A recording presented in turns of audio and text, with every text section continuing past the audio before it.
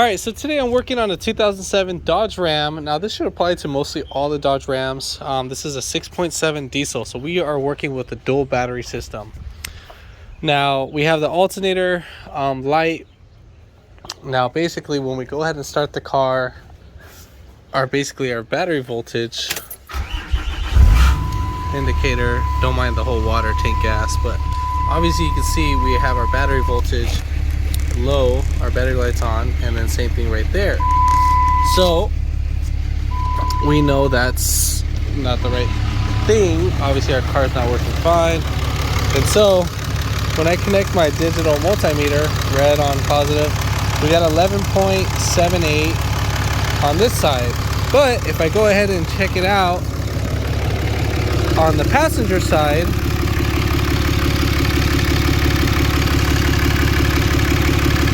we have about 14.7. So it's almost at a little bit high. 15 is the highest. So 14.7 is a little bit on the overcharging side. So let me go ahead and break this down to you guys.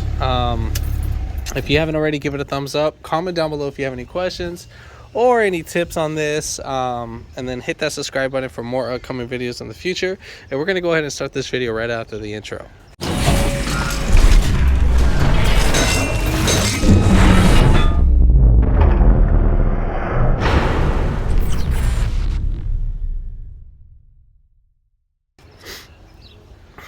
All right, so first things first, that you guys should know that the alternator charges the battery on the passenger side. So I think it's this terminal feed right here. So if you're getting the right amount of voltage right here on this side, we know our alternator is not the issue. Now the alternator charges this side first, the passenger side, and it works its way over to the passenger side, and the computer sees that, and it lets it lets the alternator how much voltage to output. So hence why maybe one side is overcharging and the other one's not even charging at all, but your car will still start up fine, but the battery's light is on. So the computer has two pins, I believe, that you got to isolate. That's like right here, and I don't know exactly which one it is.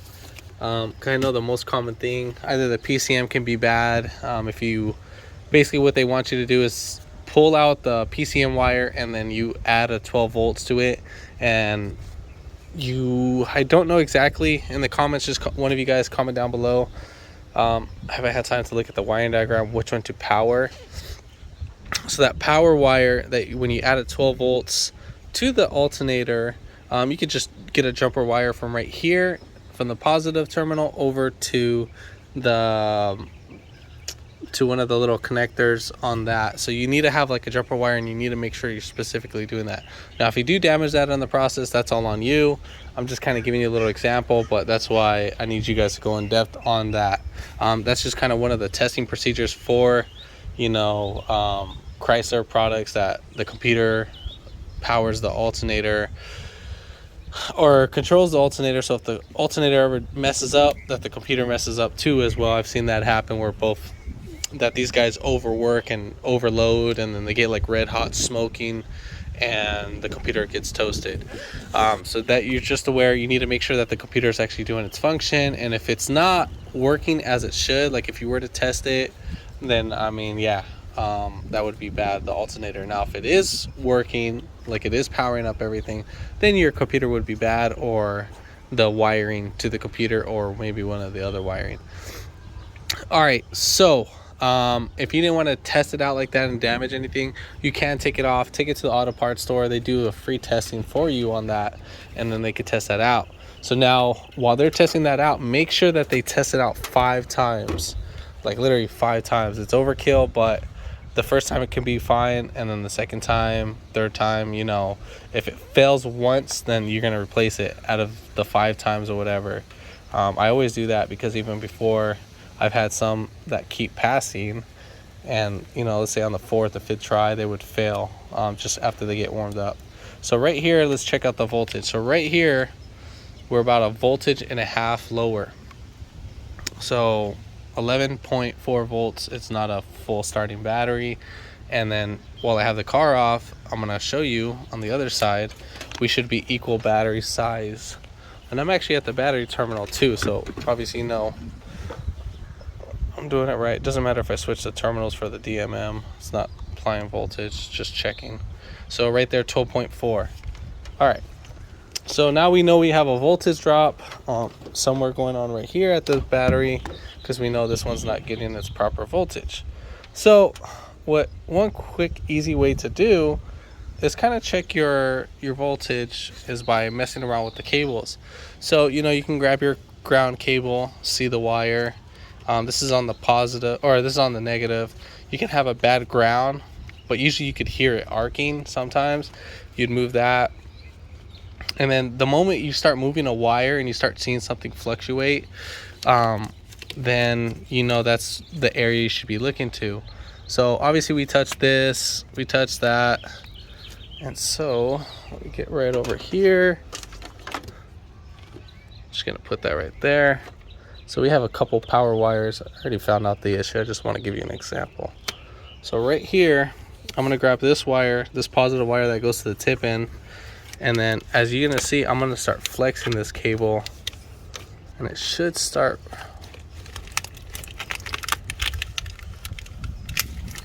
It should start moving. That's what it did earlier. I don't know why it doesn't want to do it now.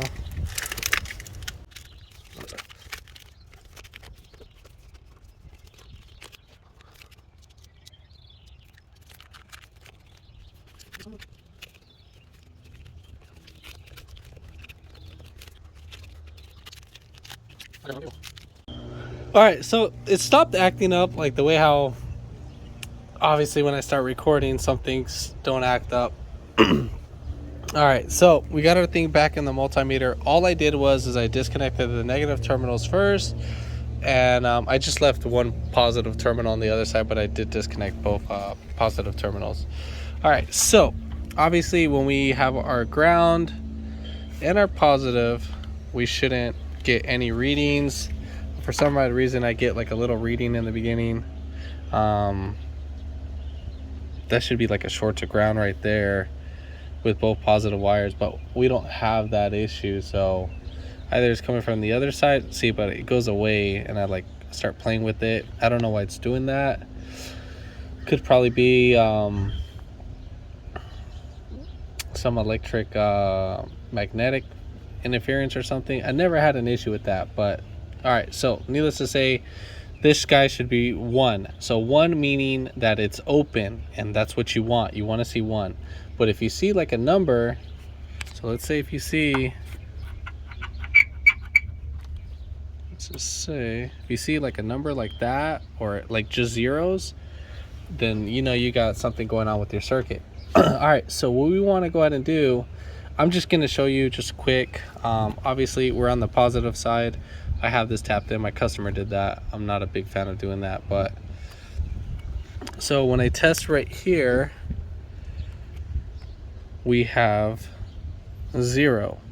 Or you can go by the way how your meter is. Before you start any job, to make sure what your meter reads, and then you know deduct that from whatever amount. So let's say if I had, you know, the number 4 on there, for instance, and you come up with the number, if it comes up as 4 again, then obviously you need to subtract that and it'll bring you back to 0. Now let's say if you had 10 and you started off with 4 again, then you need to deduct that and then you would be at 6. So whatever number that you come up with when you test those leads, that's what you need to deduct.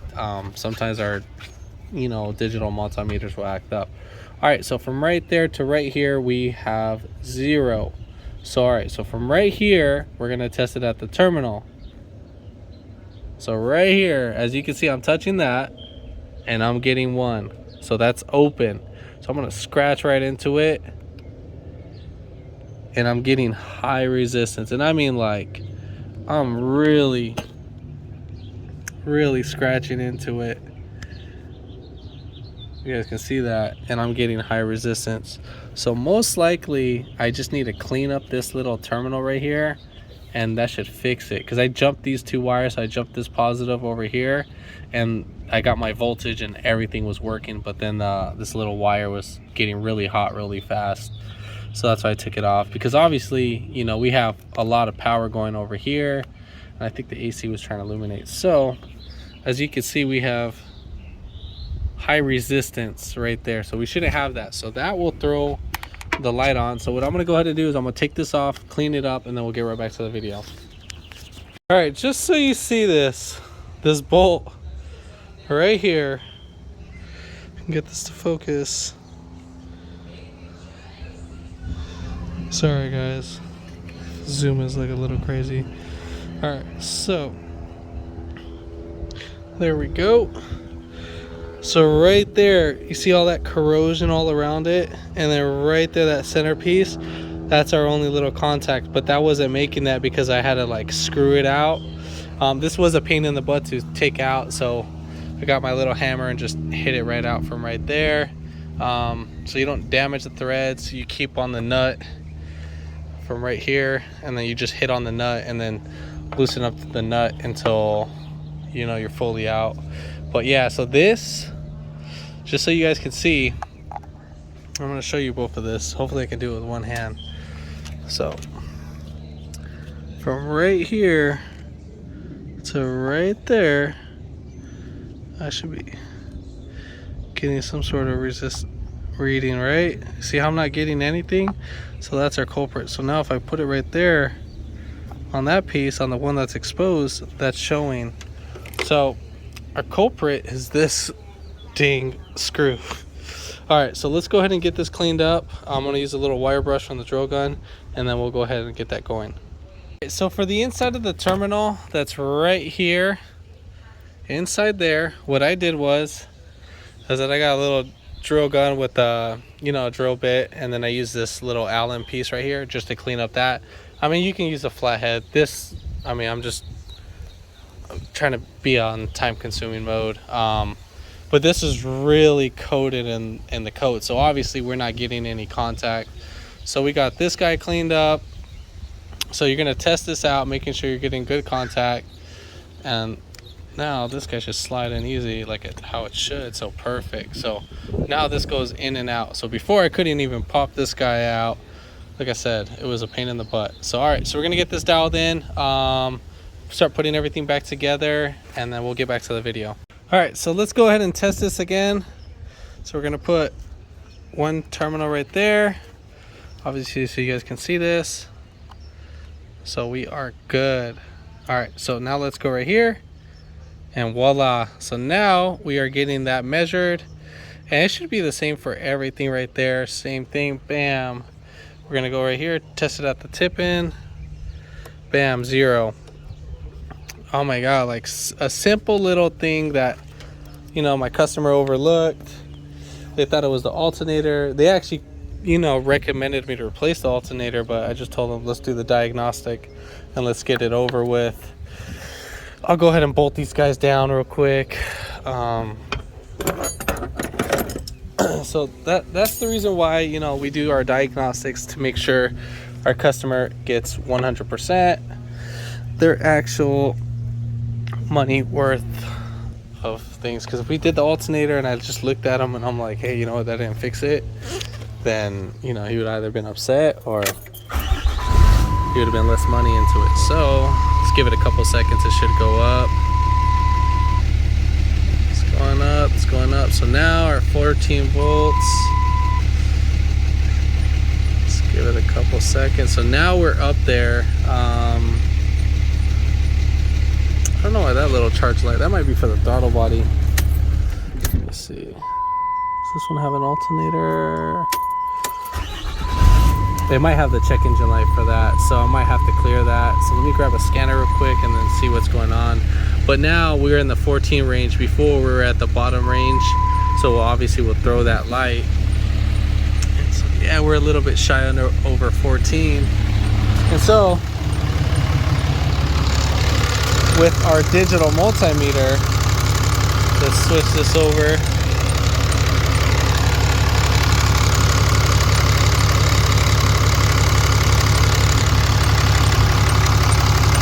voila, 14.3 volts. So we are good on that. As for that, I think Chrysler has that under the throttle body or something, or it might be the check engine light. I might have to clear it just for that little lightning bolt. I'm pretty sure it might be the throttle body, I don't know, but that low voltage can cause all that. So needless to say, if this video helped you out, give it a thumbs up, comment down below if you have any questions, and hit that subscribe button for more upcoming videos in the future. And thanks for watching.